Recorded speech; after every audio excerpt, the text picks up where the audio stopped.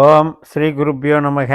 நன்றாக குரு வாழ்க, குருவே துணை. பரபிரம்ம ருத்ரகாயத்ரி ஞானஸ்தலத்தின் நண்பர்களுக்கு வணக்கங்களும் வாழ்த்துக்களும். இந்த பதிவு குரு ராகு சார மாற்றத்துக்குன சிறப்பு பதிவு. தனுசு லக்னத்திற்கு 3ஆம் இடத்துல ராகு, 7ஆம் இடத்துல குரு. இப்போ நட்சத்திரம் ரீதியாக ஒவ்வொரு கிரகமும் பலன்களை தருகிறது அப்படிங்கிறது நம்ம தொடர்ந்து பார்த்துட்டு வர்றோம். இப்போ ராகு குருவோட நட்சத்திரத்தில் இருந்து குரு மாதிரி செயல்படுறார். இப்போ நமக்கு ஏதாவது ராகு திசையோ ராகு புத்தியோ ராகு அந்தரமோ நடக்குதுன்னா குருனுடைய பலன்களை அவர் தருகிறார். இந்த ராகு நமக்கு எப்படிப்பட்டவர், குரு நம்மளுக்கு எப்படிப்பட்டவர், நம்ம ஜாதகத்தில் என்ன பாவங்களை இயக்குபவர் என்பதை வைத்து நமக்கு பலன் தருவார். இப்போ எல்லாமே 3, 7, 11 தான் இருக்குது. நம்ம லக்னத்துக்கு 3ஆம் இடத்துல தான் சதயம் பூரட்டாதி என்கின்ற ராகு குரு. 7ஆம் இடத்துல தான் திருவாதிரை புனர்பூசம் என்கின்ற ராகு குரு. 11ஆம் இடத்துல தான் சுவாதி விசாகம் என்கின்ற ராகுவும் குருவும். இப்படிப்பட்டவர்கள் 3, 7, 11 என்ற ஆதிக்கம் பெற்றவர்கள் நமக்கு வேலைக்கு சப்போர்ட்டு, உறவுகளுக்கும் சப்போர்ட்டு, அனைத்து விதமான தகவல் தொடர்பு சம்பந்தப்பட்டதும், பொதுஜன தொடர்பு சம்பந்தப்பட்டதும், சங்கம், சபை, மகிழ்ச்சி, திருப்தி, மன ஈடுபாடு, வெற்றி அனைத்தையும் வைத்திருக்கிறது தான் இந்த 3, 7, 11. அப்படிப்பட்ட ஸ்தானத்தில் இந்த 2 பேரும் ஒருவர் நட்சத்திரத்தில் ஒருவர் மாறி பரிவர்த்தனை பெற்றிருப்பதைத்தான் சாரமாற்றம் என்று சொல்கிறோம். இப்போ ஜூன் மாதம் 14ஆம் தேதியிலிருந்து ஆகஸ்ட் 12ஆம் தேதி வரைக்கும் இந்த பலன்களை நம்ம பார்த்துக்கலாம்.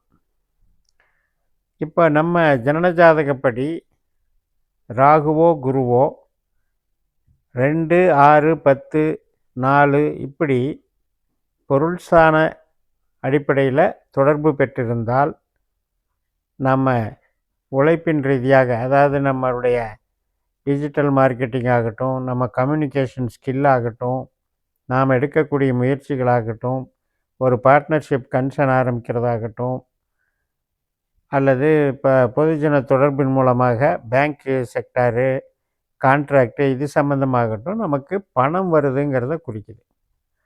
அப்போ 2, 6, 10 இருந்தால் பணம், தொழில் பலத்தை கொடுக்கக்கூடிய அமைப்பை இந்த 3ஆம் பாவமும் 7ஆம் பாவமும் நமக்கு செய்யுது. அதே நமக்கு 1, 3, 7, 11 இந்த வகையில் இருந்தால் மூளை உழைப்பு சார்ந்த நன்மைகளை செய்யும். கம்யூனிகேஷன், கமிஷன் வகை, ஒருத்தர்கிட்ட நம்முடைய டேலண்ட்டை நாம் டேலண்ட்டுனால் நம்ம பணம் வசூலிக்கிறது. இப்போ உதாரணத்துக்கு கலைத்துறையில் இருக்காங்க, செய்தி விளம்பரத்துறையில் இருக்காங்க, பாடகர்களாக இருக்காங்க, இன்ஸ்ட்ருமெண்ட் மியூசிஷியன் இருக்காங்க, லாயர்ஸ் இருக்காங்க, ஜோதிடர்கள் இருக்காங்க, புரோகிதர்கள் இருக்காங்க, மற்றும் கமிஷன் வகையில் கன்சல்டிங் பண்ணுறவங்க இருக்காங்க. இவங்க எல்லாமே மூளை உழைப்பு தான். அப்படிப்பட்ட பாவங்களுக்கு இந்த குரு ராகு அதிகாரியாக வந்திருந்தால் அதன் வழியாகவும் நமக்கு நல்ல பலனைத்தான் தரும். ஏனென்றால் இது மகிழ்ச்சிக்குரிய பாவம், மன நிறைவு குறைவு பாவம். அப்படிப்பட்ட மன நிறைவை பெறுவதற்கு இந்த காலத்தை பயன்படுத்திக்கலாம். புதுசாக எதையாவது சாதிக்கணும், புதுசாக ஏதாவது அறிவை வளர்த்துக்கணும், மேல் படிப்பு சம்மந்தப்பட்டது, பொது அறிவு சம்மந்தப்பட்டது, கலைகள் சம்மந்தப்பட்டது, இதெல்லாம் புதுசாக டெவலப் பண்ணிக்கிறதுக்கும் சாதகமாக இருக்கும். இந்த யோகத்தை நாம் பயன்படுத்திக்கிட்டோம் அப்படின்னா இந்த காலகட்டத்தில் எடுக்கக்கூடிய புது முயற்சிகள் நமக்கு மிக நன்மைகளை கொடுக்கும். நம்ம ஜனன ஜாதகத்தில் ஒருவேளை பாஸ்கரா அஸ்ட்ராலஜி சிஸ்டத்தில் நம்ம ஜாதகத்தை கணித்து பார்த்துக்கணும்.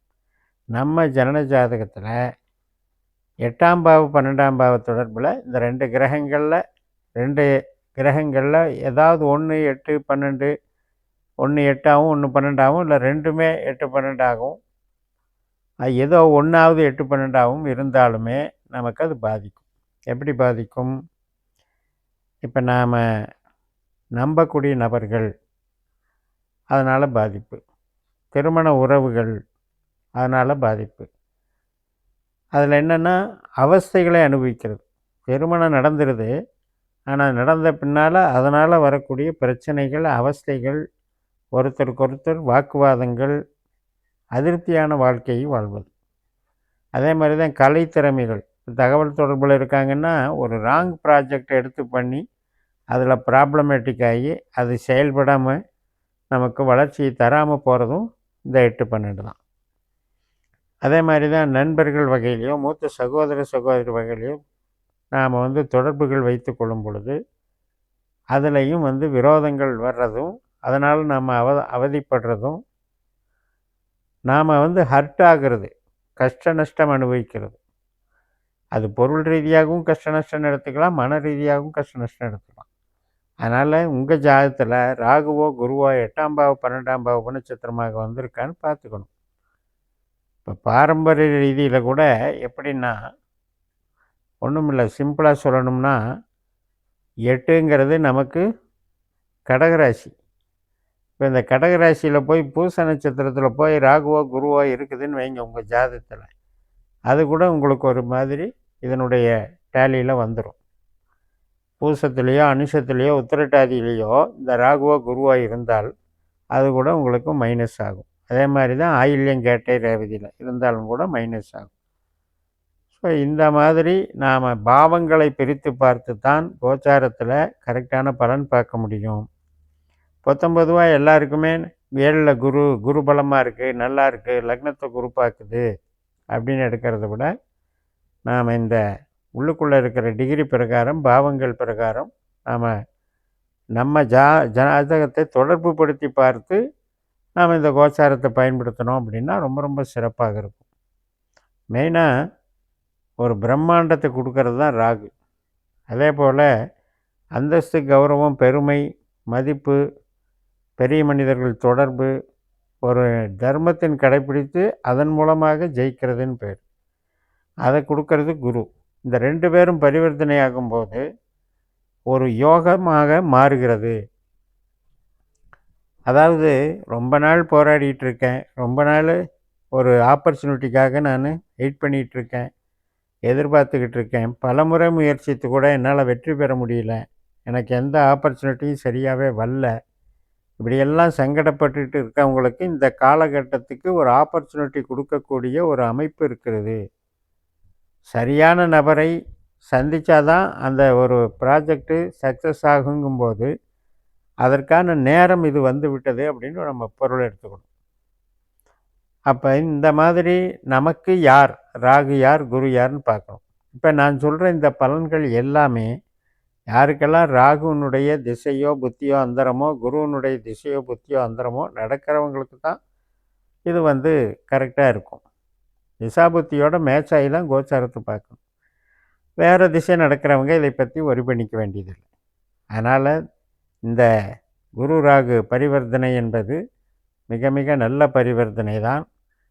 நமக்கு கெட்ட கிரகமாக யார் இருக்கிறாங்கன்னு நம்ம ஜாதகத்தில் பார்த்து பயன்படுத்தணும்னு சொல்லி நிறைவு செய்கிறேன். இந்த சேனலை சப்ஸ்கிரைப் பண்ணி ஷேர் பண்ணுங்கள். உங்கள் தனிப்பட்ட ஜாதக பலாபலன்களை என்னுடைய வாட்ஸ்அப் நம்பரில் தொடர்பு கொண்டு பலன் பெறுங்கள். உங்களிடமிருந்து விடைபெறுகிறேன். உங்கள் ஜேஎம்எஸ். நன்றி, வணக்கம்.